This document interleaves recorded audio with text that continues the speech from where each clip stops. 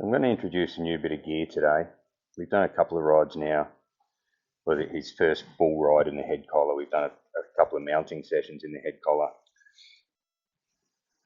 I don't like to introduce two new things in one session. So what we're going to do today is it's going to be his first ride in the bitless bridle. I've had a few people ask me some questions about these fairly recently, and this is the setup I like to use. Split reins, like that's a personal choice thing.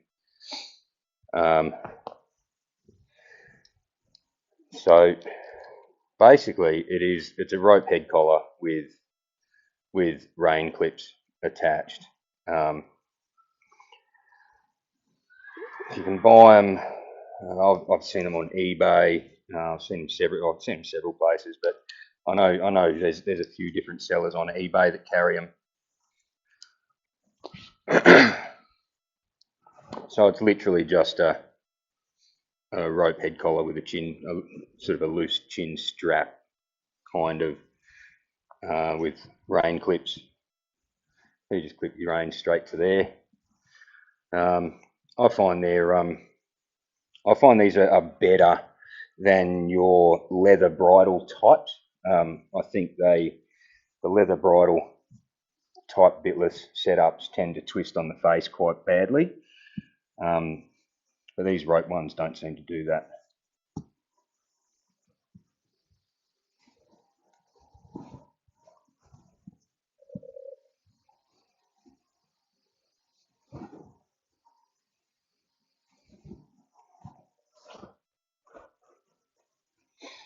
You just tie it on there like any old rope head collar, and it sits there nice and loose. I'm a big fan of bitless work. I don't see that there's too much that you can't get done in a rope head collar. That you would. I don't see there's too much that you would need steel in their mouth for that you can't get done with a rope head collar. And if it's control you're worried about, then by the time you put that steel in their mouth, you're already out of control. You just don't know it yet. They'll always find a frightened horse, a spooked horse. They'll always find a way around or through any gimmick that you put in front of them. Doesn't matter how harsh the bit is. It doesn't matter what control measure you put in place. At the end of the day, if your training's not on point, and you can't softly pick up a lateral flexion and put on a hind quarter yield quite easily, then you've really got no chance. So I'll go with our mounting procedures here, and just like with our earlier mount sessions in our first ride, your lateral flexion's vital, so I'll check on that. I'm not just going to jump up straight away. We'll go through a couple of steps, just like we have done all the way along. So he's a little bit worried about that. I'll just hold that lateral flexion there till he stops his feet.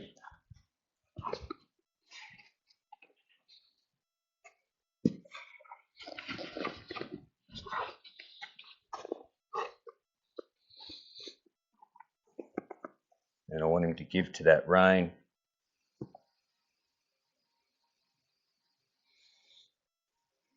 I'll just hold that there till he gives. I'm not putting any extra pressure on it.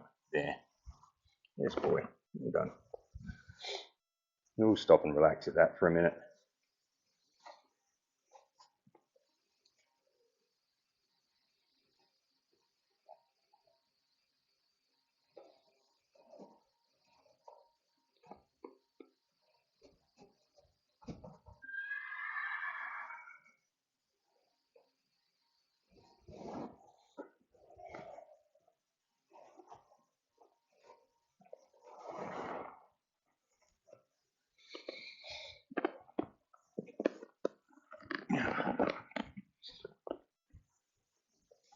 Good man.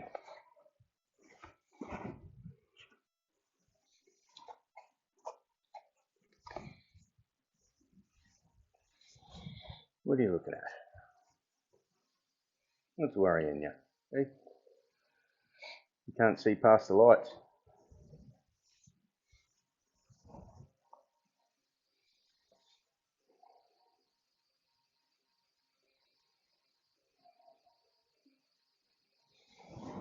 His attention's wandering a bit there. That's where I'm going to step in and pick up that rein.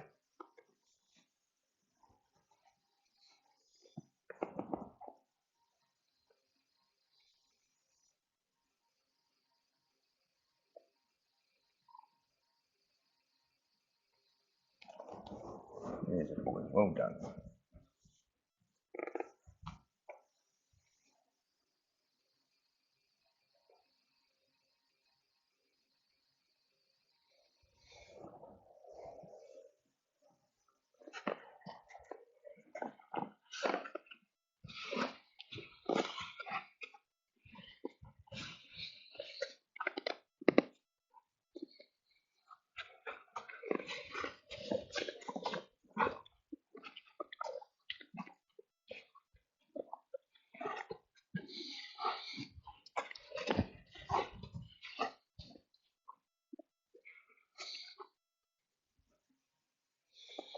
Again, I'm just going to hold that lead there till he gives to the rein. If he's moving his feet or he's leaning on the lead on the rein, I'm not going to release.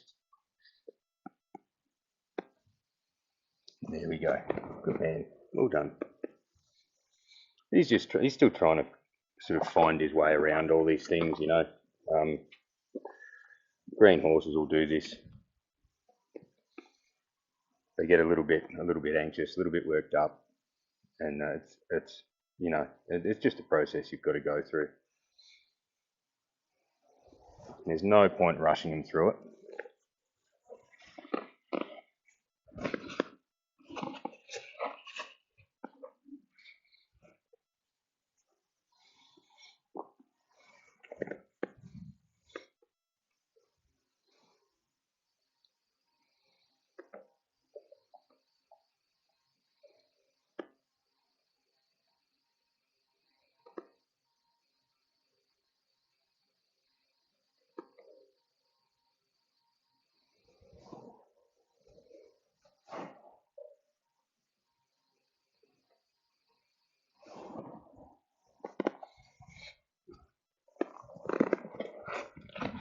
He moved his feet as I was putting my foot in the stirrup there. So I'll wait till he's relaxed, he's off the rein, feet are stopped. There's a man.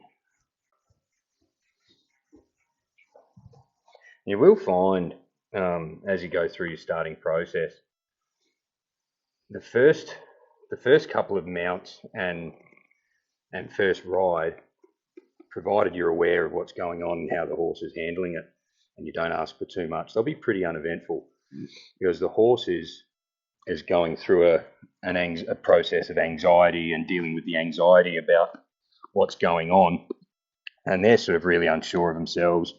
They're unsure how to carry their weight. They're unsure of what you're asking of them, and so they're less likely to actually do anything unless they get really pushed. It's after they've had you on their back a few times, and they're more confident with how to carry their weight. They've got a little bit more of an understanding of what's going on, and that's when they'll start to sort of test the boundaries a little bit. They'll start to do things like, you know, when you're going through a stirrup, they'll step away, or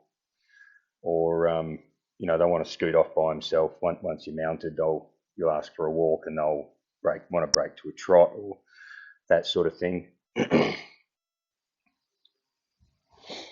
I've found it's usually around if you're going to get anything as dramatic as bucking going on. It's other than the first time they canter under saddle, it's usually going to be around your fifth or sixth ride where you get that sort of a thing happening. There's a man.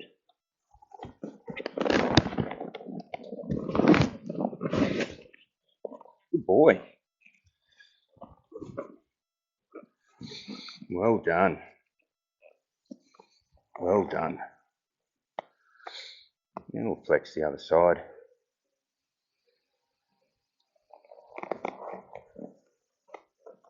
He's a bit unsure of that.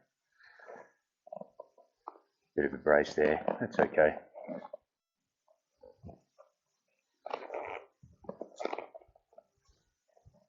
There's a man, well done. And we get the lick and chew there, that's perfect.